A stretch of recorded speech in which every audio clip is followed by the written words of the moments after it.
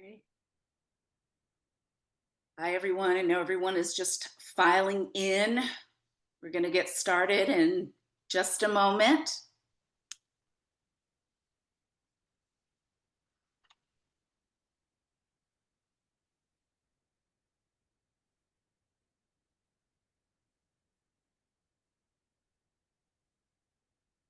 All right. Looks like we have a large number of folks who have walked into the virtual room today.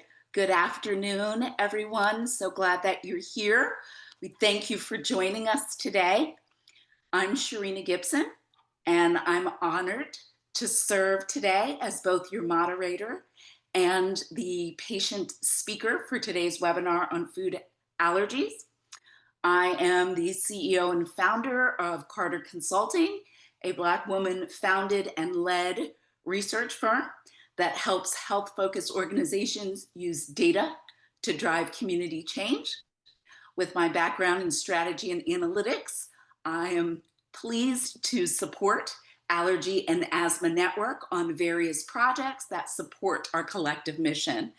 My passion lies in all things related to food allergy, and I lead a Richmond food allergy support group here in Richmond, Virginia. Before we dive into today's program, just want to do a few housekeeping notes, if that's okay. All participants are currently muted to minimize any background noise.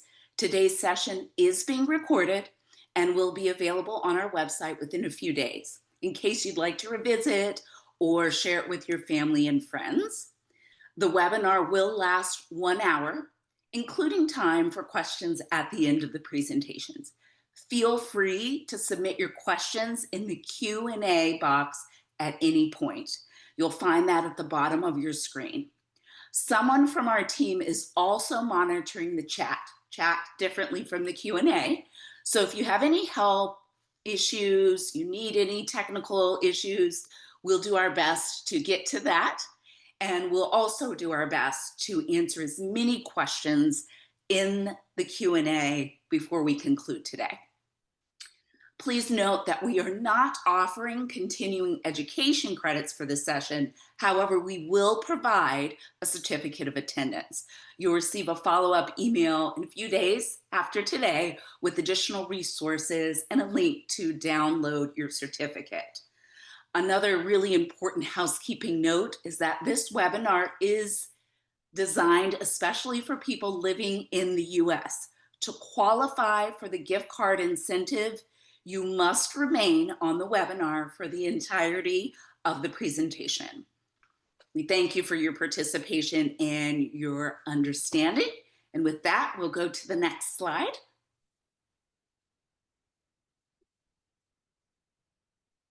Today's presentation is entitled A Closer Look at Food Allergies in the Black Community, and we'd like to give special thanks to Genentech, who has provided funding support to make this presentation possible today.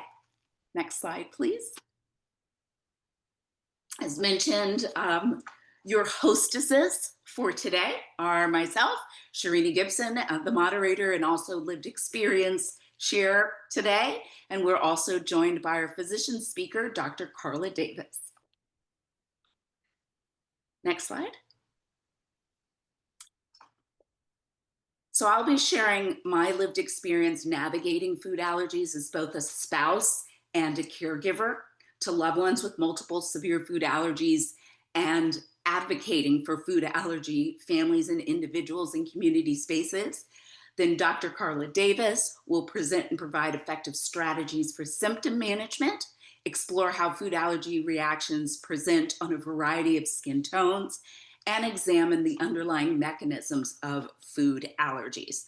Really excited to be here with you all today. I hope you find today's discussion informative, supporting, and also empowering. So please ask all the questions in that Q&A box.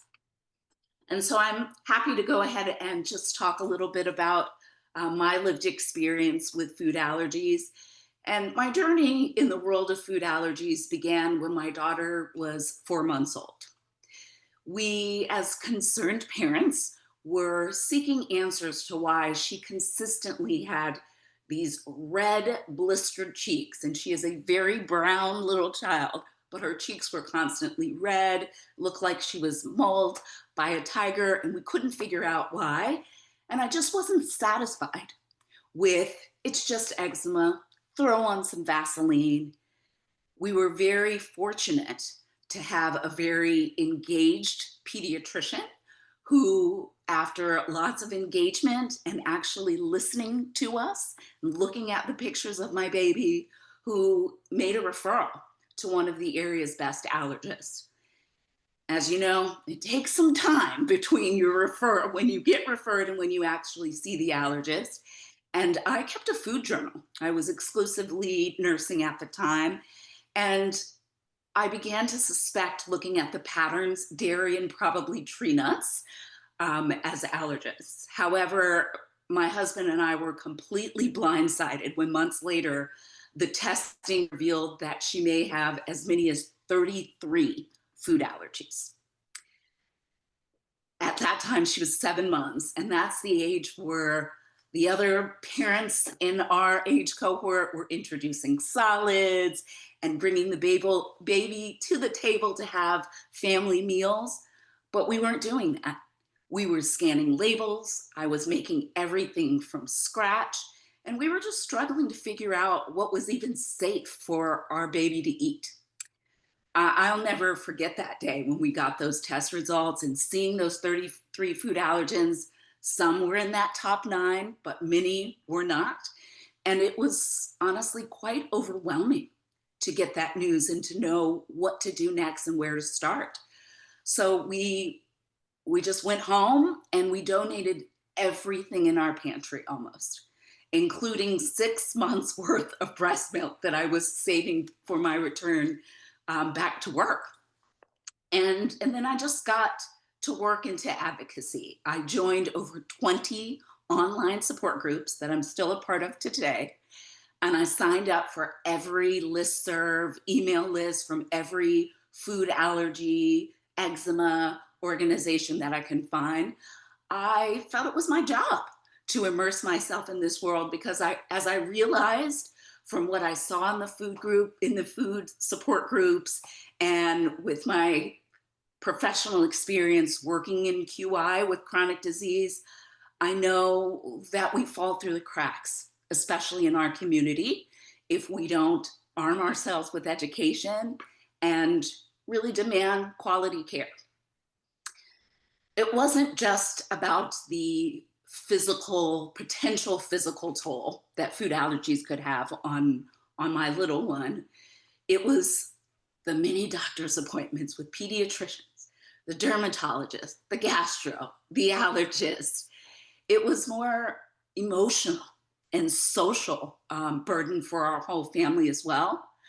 Our family traditions, our religious celebrations, and even play dates didn't feel like joyous celebrations. They felt like we were navigating minefields because so many of the things that build that sense of belonging was now layered with risk and anxiety and fear for us. What also made things harder for us was navigating our family and friends who just didn't understand food allergies. Many people who love us said, "You're just a picky eater," or "You have a special diet or a dietary preference," or would say things like, "Just give that baby a little bit. If she breaks out, just give her a little Benadryl." It's not about preference. It's not a dietary preference or special diet. It's a health condition. And it wasn't us being persnickety. It was about survival. It was about keeping our daughter out of the emergency room and, quite frankly, alive. Things have gotten better, I will say, over time, but it's still a journey. Some of our friends and family and other members of our community understand the seriousness of food allergies. They understand what cross contact is and label reading, how important it is to keep her epinephrine and inhaler. She also has asthma now, with her at all times. Others, unfortunately, still don't get it. And we've had to learn to set firm boundaries and surround ourselves with community that does take it seriously. One of the most important lessons that we learned is shared decision making and demanding, not expecting or waiting for, integrated quality care. We have switched allergists multiple times, gastro and dietitians, until we were lucky to find a team that truly worked in an interdisciplinary way and centered our family in that way in which they delivered care. We needed a team that talked to each other, not just through notes here and there, but really worked together to help us with one clear, unified path forward and regimen and approach to living our best lives, not conflicting ones. And every year I insist on having those meetings.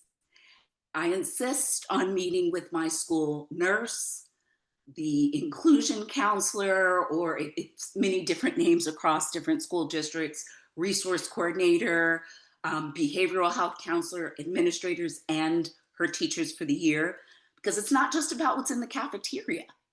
It's about ensuring that she's safe, she's included, and she is seen. Now that she's 11, we've moved through some of those things, but one of the hardest things that we're now navigating with is seeing her wrestle with being othered. She just wants to feel normal. She wants to fit in. That's why having a mental health professional as part of her allergy team has been so critical for us, because food allergies don't just affect you physically, they touch every part of her life, her family's life, including her sense of identity and belonging and how she feels about her life and feels about her body. And also how it affects us as the family that loves her. Although I am a lot older than I look, the reality is food allergy has, as a caregiver, has changed my career path. There were days where I've had to leave mid-meeting to get emergency cupcakes to our school so that my daughter wasn't in the corner by herself with a cup of water. I can't always stay at work until 5 or later because you can't risk having a sitter that doesn't fully understand how we keep our child safe. Summers, it's June now, as many of you may know if you have kids. Summer school is like ranch style childcare. The nurse and the administrators, it's not the same structure that you have during the school year. And that's really hard to navigate during the summer. So my career trajectory had to pivot. And it's not because of my qualification, it's because the system isn't built for caregivers like myself, and I'm sure some of you out there, or even those of you who are professional adults who are navigating food allergies yourself. Those after work happy hours and lunches, those things are hard to navigate. So what I've done is I just built my own career trajectory. I created my firm on my terms because I needed a career that could flex around the reality of keeping my child and my husband safe. And I felt I shouldn't have to choose between meaningful professional work and being an engaged, informed, and most importantly, a present caregiver. So advocacy has become an intrinsic part of who I am. And I've worked with food allergy support groups, partnered with national organizations, and advocated within the broader disability community. And I do this because no family should feel as isolated as we once did and sometimes still do feel. And no one, children, adults, should be left out of life's most joyous moments because of something they can't control, like food allergies. And I thank you all for being here today and allowing you to share a bit of our story. Now I'd like to introduce you to today's physician presenter, Dr. Carla Davis. Dr. Davis received her undergraduate degree in chemical engineering from Howard University and her medical degree from Duke University. She completed her pediatrics residency and allergy immunology fellowship at Baylor College of Medicine and is currently a professor of pediatrics. She is currently the chair of pediatrics and child health at Howard University College of Medicine. Thank you so much for being here today, Dr. Davis. I'll turn it over to you. Thank you so much, Sherrina. That was an amazing patient story, and I commend you for all of the not only sacrifice, but just investment that you've made into not only your family, but food allergy and the whole community. All right, well, I am excited about sharing with you all today the underlying mechanisms of food allergies and what symptoms that really exhibit life-threatening food allergy reactions as opposed to non-life-threatening reactions.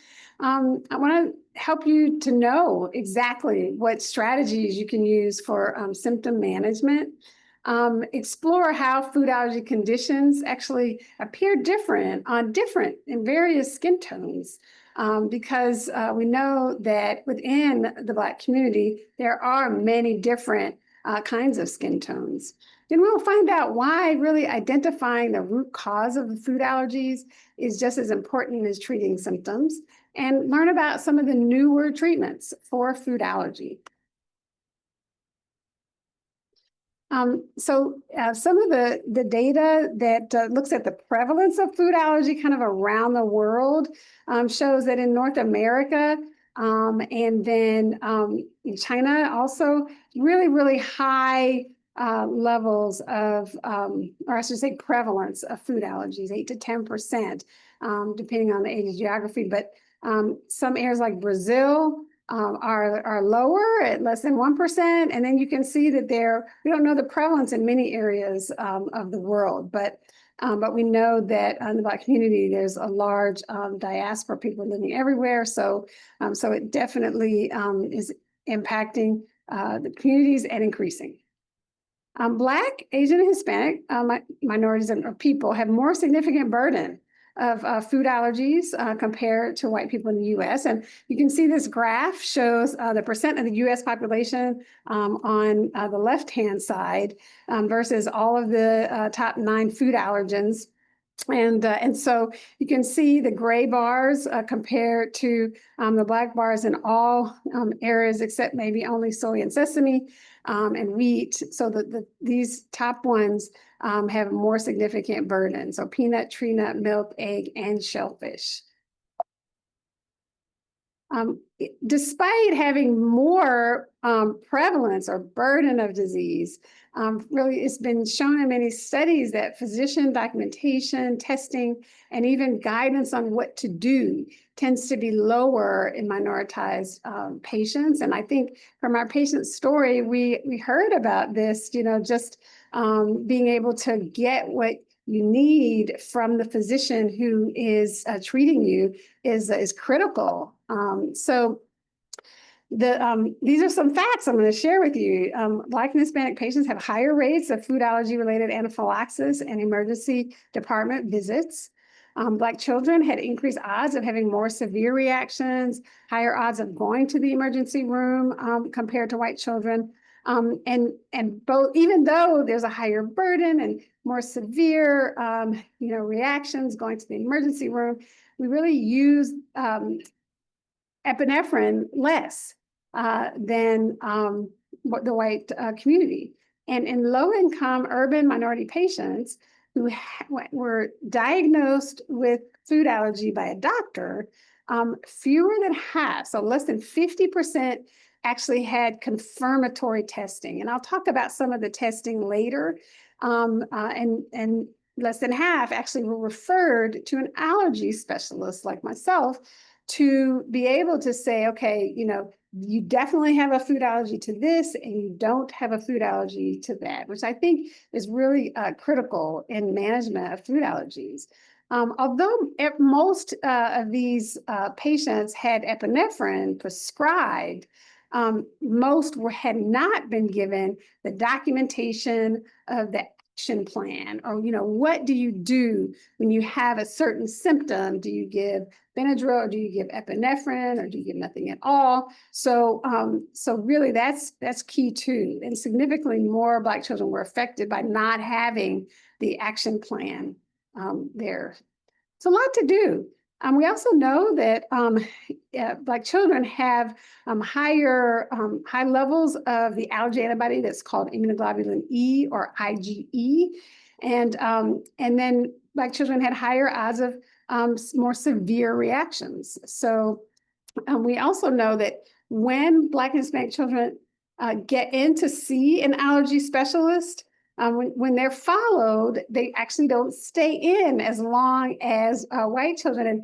And I think Sherrina really shared a little bit of that, right? You had to kind of move from allergist to allergist in order to kind of get what you need. And so there's a lot to be done. It needs to be more multidisciplinary coordination. Now, there was a study that gave to general population a survey to see how much general people know about food allergy.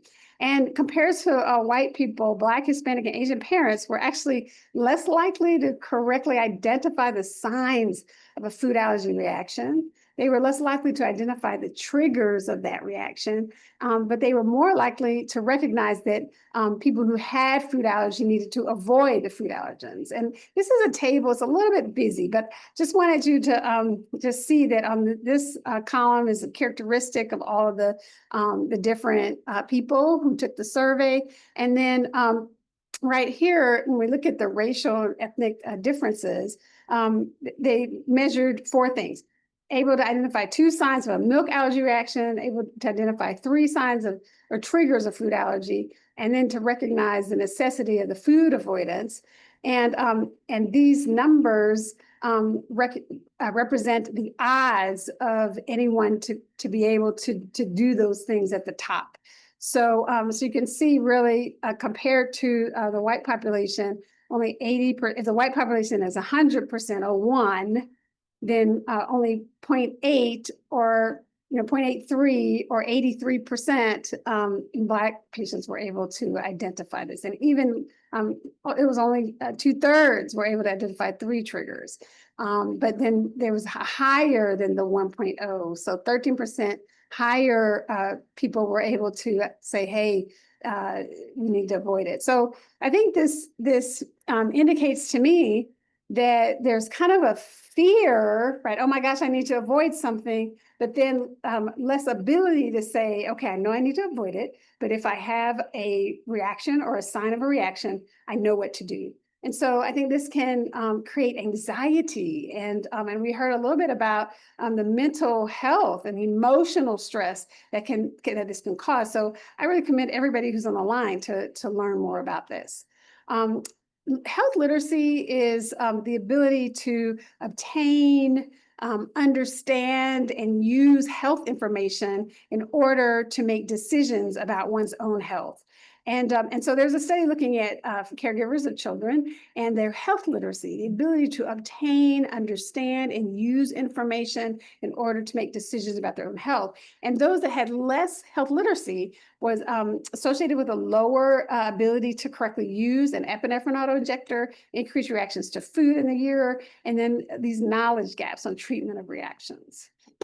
We also know that food insecurity, which is defined as either not having enough food or within a week for all meals, or fearing that you will not have enough money to buy enough food for during the past week. And so there was a study that did ask these questions and found food allergy with milk allergy caused a little bit higher risk of food insecurity, not being able to have the amount of food in the home. So whenever I see a patient with milk allergy, I say that's a risk because as you heard from our patient's story, she had to throw all of those foods away. And a lot of times milk is hidden in so many things, and it can cause food insecurity. African Americans have higher level of food allergy, food insecurity, and then allergic rhinitis for some reason, which I don't really understand. But food insecurity is associated with a poor quality of life. So I always think about who are my patients and are they at risk of having food insecurity? We know multiple food allergens can also cause this insecurity. So we're going to get into basically the mechanisms of food allergy and then how do we diagnose it and how do we treat it? So food allergy is really just an abnormal response by the immune system to a food protein that's kind of recognized as harmful because our immune system is designed to fight infection. It's designed to protect us from, whatever is harmful in the environment and germs and disease, basically. And so in people who have food allergies, the immune system doesn't recognize the food as being safe to the body. And then it tries to attack it and get rid of it. The symptoms can range from mild to severe, and we cannot predict what those symptoms are going to be when a food is ingested. So this is a graph, an overview of just, anybody who has a reaction to food. Reactions to food really happen in about half of the population, but really the amount of immune mediated, or the ones that the immune system is involved, is not all of the food allergies. It's actually less than half. Most adverse food reactions are not related to the immune system. They might be something like lactose intolerance, right? Which is lactase, that the patient doesn't have an enzyme to break down a sugar that's in milk. It could be like something like pharmacologic, like caffeine. Caffeine can cause you to really be jittery and flushed. And that's an adverse reaction, but it's not a food allergy. And then there's something called fish toxin. Fish just sits out. We call it scromboid poisoning, where there's a histamine type protein that builds up, and then people eat the fish and they can get flushing. They don't get hives. They get kind of just a flushing, and that's not a food allergy. So it's tricky, and that's why testing is so important, because the definition of food allergy is an adverse reaction and then positive allergy antibody on a test. And so when we think about allergies, we're really thinking about this side of this graph. And then within the different categories of immune-mediated food allergy, the ones that are life-threatening are the ones that are positive on the test. So IgE, or immunoglobulin E, which is the allergy antibody, is what we're testing for. And if it's positive to a certain level, then and then there are symptoms that are consistent with allergy, then, or to say life-threatening allergy, then we can diagnose food allergy. Now, there are some non-life-threatening food allergies, and I like to really differentiate this because I'm really going to be talking mostly about the life-threatening kind of food allergies. We'll be talking a little bit about the mixed IgE and we call it non-IgE mediated, which is like eczema or atopic dermatitis or eosinophilic gastrointestinal disease. Those are kind of mixed. So testing to differentiate whether anything is going to be life-threatening or not. There are some diseases that are not life-threatening, and that is food protein-induced enterocolitis, also called FPIES, or allergic contact dermatitis, which is something like nickel allergy. That's not life-threatening. So this is why it's important for there to be some confirmatory testing in patients who have an adverse food reaction. I've had so many patients who really thought they had food allergy. And I did a test. They thought they had the life-threatening food allergy. And I did the test and it was negative. And we were able to do the test that would completely rule out the food allergy. And so that also can be freeing and is really important. So 1 to 2 in 13 kids have food allergy. And about twice that many, about actually not twice as many, half as many, 1 in 30 adults have food allergy. And I talked a little bit about this, food allergy versus food intolerance. Food allergy is immune mediated. Food intolerance is not immune mediated and is not life-threatening. So what are the 8 most common foods that cause an allergic reaction? Well, so the first 8 are here, and then there was a 9th that was added in the last 5 years. So peanut allergy, this is kind of in all food allergic people. What is, or so children, what's the prevalence of these allergies? And so it's 25% peanut, which is the highest, milk at 21%, shellfish 17%, tree nut 13%, egg 10%, fish 6%, and then wheat, soy, and sesame are less than 5%. But there are 9 top food allergens, and most people are allergic to these foods. Now, if you have a reaction that's called anaphylaxis, then this is a life-threatening reaction, and people can die from anaphylaxis. And that is why we heard from Sherrina that, it's not just preference, it's about survival and not dying. And so this is the mechanism.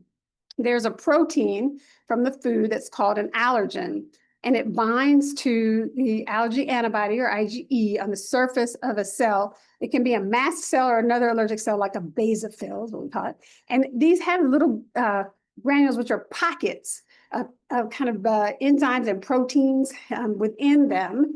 And so what happens is when the food touches the cell, the antibody that's attached to the cell, it triggers the cell to release these granules, and you get an immediate reaction. It can be wheezing, hives all over the body, drop in blood pressure, so feeling faint or weak, severe abdominal cramping, and coughing is another symptom. All of these can happen, and we say that more of an immediate reaction is at least within 4 hours of ingesting the food is what we take as kind of a threshold to test.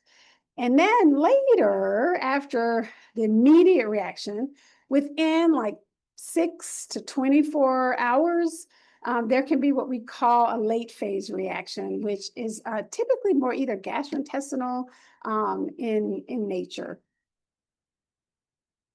The onset of food allergy can occur within 2 hours. So the closer it is to the ingestion of food, the more likely the food has caused the reaction. But because it can start within minutes, and usually it's within 2 hours. We still test if it's within 4 hours. Now, these are the signs and the symptoms. And again, it's right after eating a food. So you can see here, all of the systems of the body can be affected. And so the thing that really helps us to say, hey, this is definitely anaphylaxis, is if there's these respiratory signs: shortness of breath, wheezing, hoarseness, pain with swallowing, or cough. And then the other thing we really, really worry about is the brain and blood flow to the head. So the central nervous system, lightheadedness, loss of consciousness, confusion, headache, or anxiety, and then also a fast or a slow heart rate, and definitely low blood pressure. So typically it's a fast heart rate with a low blood pressure. The other symptoms are a little, if they're isolated, they're a little less suggestive of anaphylaxis. So the eye swelling, runny nose, swelling of the lips, if they're isolated, we say, this might not be anaphylaxis. If it's just hives, itchiness or flushing, we say, that might not be anaphylaxis, so getting EpiPen. Gastrointestinal alone wouldn't do it. And then, but some people actually have loss of bladder control and urinate on themselves. There can be pelvic pain. So like women will think, or teenagers will think they're on their period, but it actually is an allergic reaction. But again, so the definition of anaphylaxis is actually if at least two of these systems are involved, or one system, if it's respiratory, cardiovascular, excluding anxiety, and the heart and vasculature is involved. So this is helpful because anaphylaxis, you have to give epinephrine and go to the emergency room. If it's not anaphylaxis, you can give something like Benadryl and see if it resolves. These are examples. Let me just make sure I didn't skip any. Yeah, okay, it's good. These are examples. Let's see, go forward, of how the skin can look if there are hives with different skin tones. So you can see this is a baby, really thin skin and a lot of redness and a very pale appearance to the skin, but yeah, a lot of redness and then a dot. So hives are a area of kind of redness or flushing, and then a raised bump in the middle. Okay. And that is really the definition of hive. So you can see here there's redness and then there's these raised bumps, redness and raised bumps. Now, on a darker skin, that you can see there's kind of less, you can see a little bit of the erythema or the redness, but it doesn't pop out quite as much. And so, so these bumps and these bumps with, you can see a little bit of redness, but it's a little more subtle. And so that's important and can be potentially missed, by doctors. So I would say, if you take your child, if you're going, you can say, hey, this isn't how my skin normally looks. This is really red. That would be something to verbalize to the doctor, so that they can understand, because there are fewer textbooks that have these kind of images than these images. And this is what we call angioedema. Anytime anyone is like, oh, I can't breathe, or my throat is closing, that is concerning for anaphylaxis. And so you can see here, we call this angioedema, or just swelling of the lips in little ones. Those are two what we call skin manifestations. Now, anaphylaxis, as I mentioned, can be fatal, and it's not very many who do, but anyone who dies, like, we don't want anyone to die from this. And so some of the things that can happen with severe reactions is that about 16% of people who have anaphylaxis can have symptoms improve, but then reoccur 1 to 4 hours after being treated. And if the person has asthma, and especially uncontrolled asthma, this increases the severity of reactions and the risk of fatality from anaphylaxis. So all of my food allergy patients, I say, you really should make sure your asthma is very well controlled. Typically, if people who die, they die of actually exposure to a known food allergen, and it occurs away from home. So extra vigilance and being careful is helpful when you're away from home. Teenagers and young adults are also at high risk. How are food allergies diagnosed? I mentioned you have to have the symptoms that are consistent with all the symptoms that I showed, and then you have skin testing. This is skin testing, which looks for that IgE or allergy antibody in the skin. They're actually those mast cells in the skin. And so what we have are little liquid vials. Put the vials in these wells, and then these sit in the wells so that the liquid is on the tip, and then that tip is pressed into the skin quickly so that the protein from the food is just right in there. And so I just show kind of more darker brown skin and a lighter skin. And after 20 minutes, the diameter of this little bump is red and is compared to a negative control, which is just salt water that should not have any reaction. And this is probably the saltwater one. And then all of these others would be measured. And if it's 3 millimeters greater than negative control, it's a positive test. If you have a positive test, skin test, and symptoms that are consistent, you have food allergy. Now, eczema is not life-threatening, but it still is associated with food ingestion and can get flared with food in a non-life-threatening way, but it still can. And you can see the difference in different tones and appearances of eczema.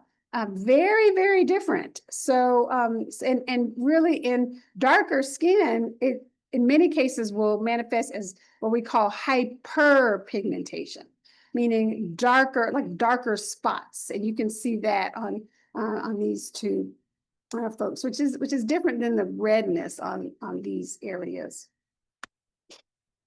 On the skin, you can see again these darker patches that are consistent with eczema as opposed to redness on lighter skin. This is a Fitzpatrick skin color scale, which was originally actually used to look at kind of skin cancer risk, but is really helpful. And researchers use this to say, okay, what is happening in lighter skin, level 1 versus level 6. And so more studies need to be done in this in the Black community in order to get more information about how hives, anaphylaxis, eczema really present in Black skin. Now, you can measure if you have that IgE attached to the mast cell in the skin, or over time they've developed a blood test we call the serum IgE test, and it is food specific, and it's done where you get your blood drawn and they separate it so that they have just the liquid part, not the cells at the bottom. And then this machine will see if there's food specific allergy antibody. And you may have gotten a test like this where they had classes, class 0 to 6, and different levels. And they said, okay, it's absent, low, moderate, high, very high.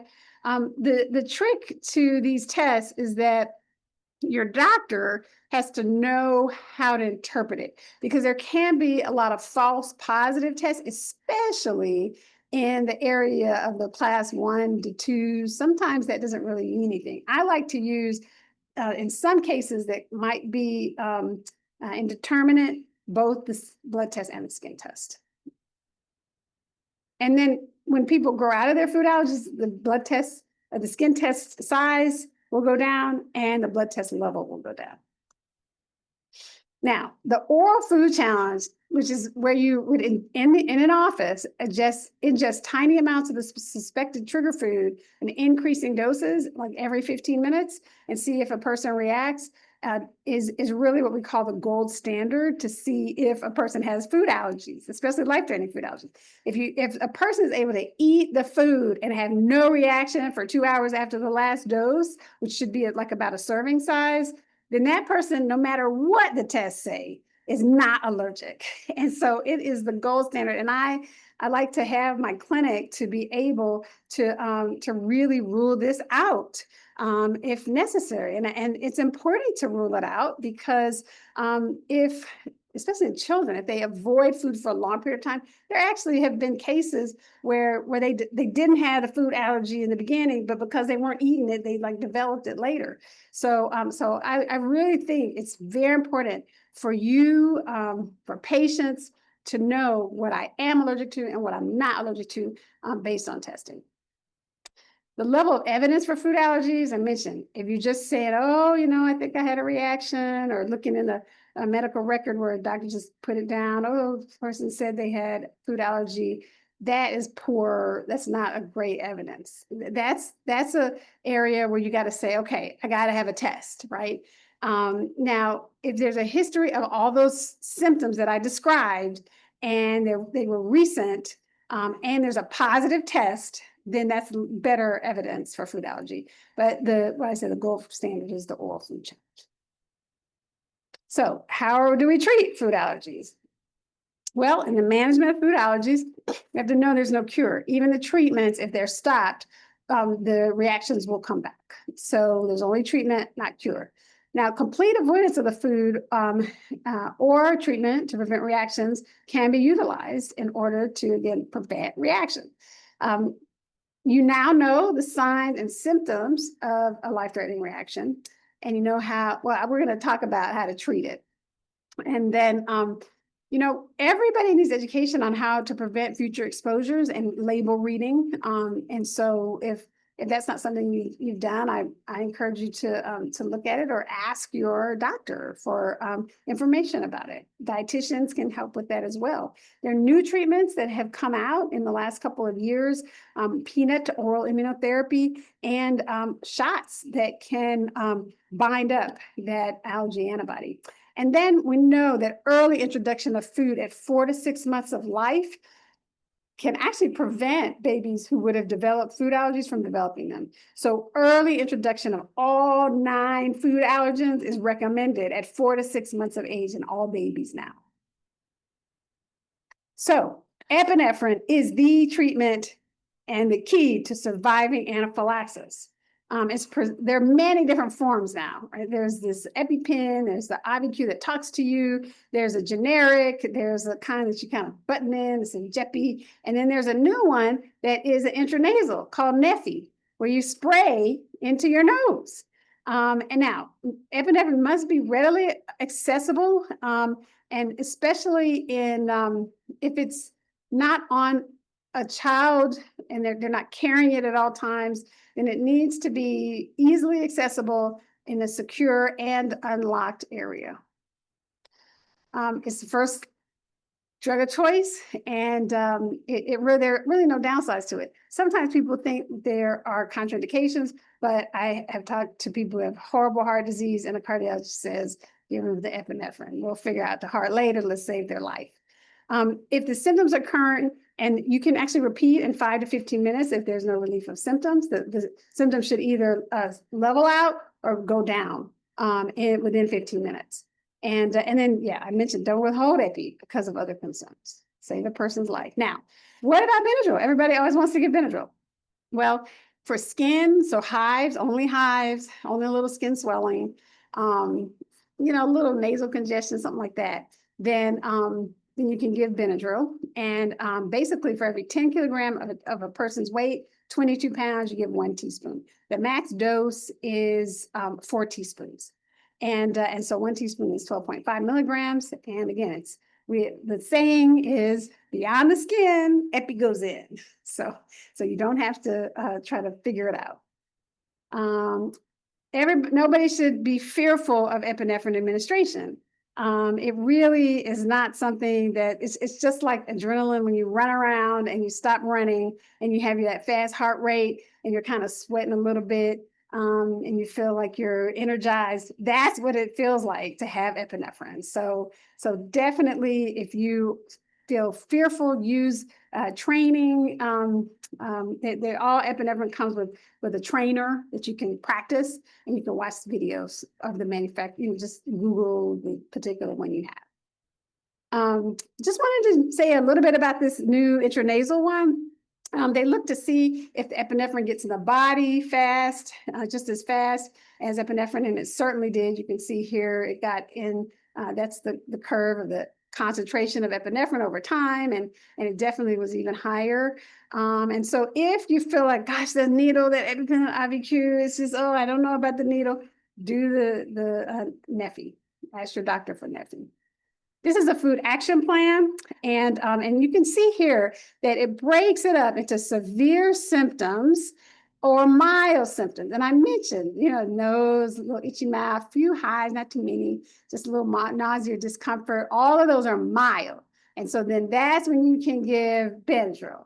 Everything else, administer epinephrine immediately. So, and then it's nice, they've added the different types of epinephrine. So that's nice. And the Neffy is there and all the doses are right there. So getting your doctor to fill that out so that either if you're an adult, you have it, on you or your workplace has it. And then if it's a child, that the school has it.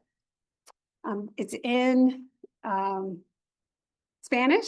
It's also in many, many other languages. These are for children and even adults, oh my goodness, looks like I'm on like a timer or something. Okay, these are things that you can put on your wrist so that if you fainted, they would know what to do. Okay, lastly, I'm going to talk about the treatment. So allergen immunotherapy or oral immunotherapy is really where someone takes it's mainly most effective in children. They take a very small amount of food every day, the same dose for like 1 to 2 weeks, and then they go to the doctor and increase the amount, make sure they don't have a reaction, and then take it every day for 1 to 2 weeks, and then do the same thing until they get up to a certain dose. We know that in the beginning, before this treatment, if there's a food exposure and ingestion, there's a big reaction. Food exposure, big reaction, big reaction. And then when immunotherapy starts, the reactions just come down. If there's no treatment, or if it's stopped, then over time it can come back. Some people don't react quite as much. And then some people actually, don't have reactions for a while. Slowly and surely over time, they can come back. But we know that young children, when this is done, that it actually alters their immune system even more, and they have more likelihood of not having reactions in the future. Wanted to just say the biologic treatment. Right now, the only one that's approved is omalizumab. This is an antibody that binds the IgE, and it prevents it from binding to this receptor on this mast cell basal. So it completely blocks the reaction. And it's really just as effective as the immunotherapy, but you got to have a shot every month or every 2 weeks. So that's always, not the best. With neither of these treatments can you just eat the food like you want to eat the food. You still have to avoid the food. These treatments are to prevent accidental exposures and reactions. So there's prevention, we call it primary prevention, where you're trying to prevent a kid from even getting food allergy or even having that IgE at all. And that is where that 4 to 6 month introduction can come in of the food. And then secondary prevention, you already have food allergy. So we want to avoid the symptoms. So that's like, don't eat the food, don't take risks, read labels, or do food immunotherapy or the biologic shots.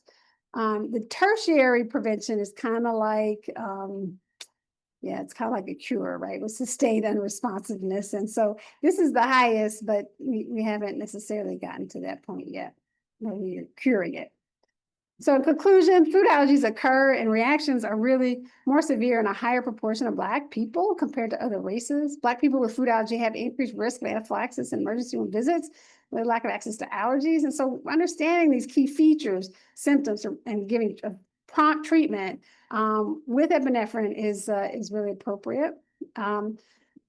Patients should carry epinephrine. They have life-threatening food allergy at all times. If it's just eczema, it's okay. You don't need to. If you don't, but if it's anything else other than eczema, if it's the hives with the eczema, just carry the epinephrine, and then use it if more systems in the skin are involved. This allergy antibody, if it mediates the reaction, it can be life-threatening. So you need to be prepared.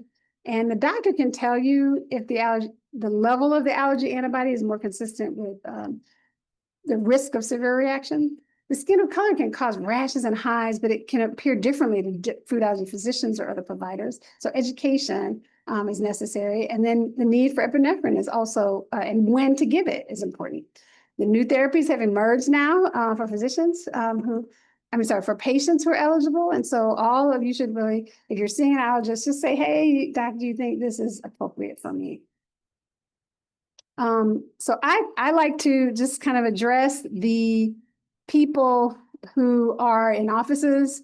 And I think that just like what we're doing today to have culturally sensitive education efforts and patient clinician decision-making processes, not everything is black and white in terms of treatment for food allergy. And so, so it really is what we call a shared decision-making process. So if there's something your doctor's telling you to do and you're wondering, am I going to do that? Or if you're thinking to yourself, you're giving this to me, but I'm not going to do it. Tell them, say, let's figure something else out.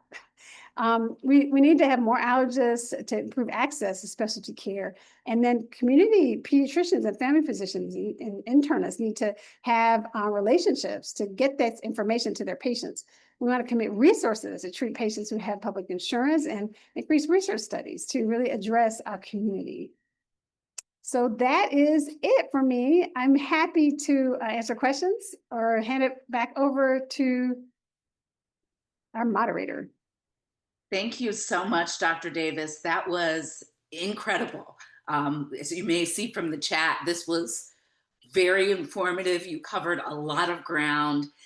We appreciate your clear and engaging overview on all things from food allergy, from soup to nuts. There's a number of specific questions, which I think you did a marvelous job with that. Your last slide was just absolute gold in pulling it all together. So one question we'd love for you to end with, and this really is just piggybacking on what you just showed us in that last slide. If you suspect that someone you love or you yourself have food allergies, what would you say are the first two steps you need to do? Mhm. So the first step is to I would say see a primary care doctor, your pediatrician or your internist or your family medicine physician, and say, I think I have a food allergy, and expect them to ask you some questions about the nature of your symptoms to determine whether your symptoms are those that I showed in that picture. And they should ask you about those symptoms. They should also ask you about whether you have symptoms of asthma or other atopic disorders. And then they should say, oh, I'm going to do a test if you do have those things. Okay. So that is the first step. And then if the test is positive, then you want to ask them, if they have not, to refer you to a food allergy specialist or an allergy specialist. Okay. And that will give you then access to information and the ability to do oral food challenges. That's the other thing you should ask. If you're at, if this next person, if I want a food challenge, can you do it? Because not all of them do it. And then you can also ask them if they have this immunotherapy treatment, do they get, so that's where you can find out whether your treatments are, they're going to, tell you about the treatments, and they're going to take it to the level where you can really actually find out, are you allergic? Are you not allergic?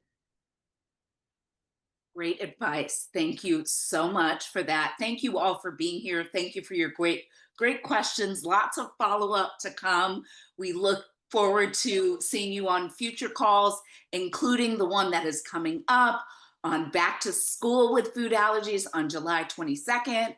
You're going to receive an email in a few days with the recording, linked to additional food allergy resources that will answer a lot of the questions that you have there in the chat, and also an evaluation. Please be sure to complete that evaluation so that we can continue to deliver high quality, action-oriented presentations like what we received today.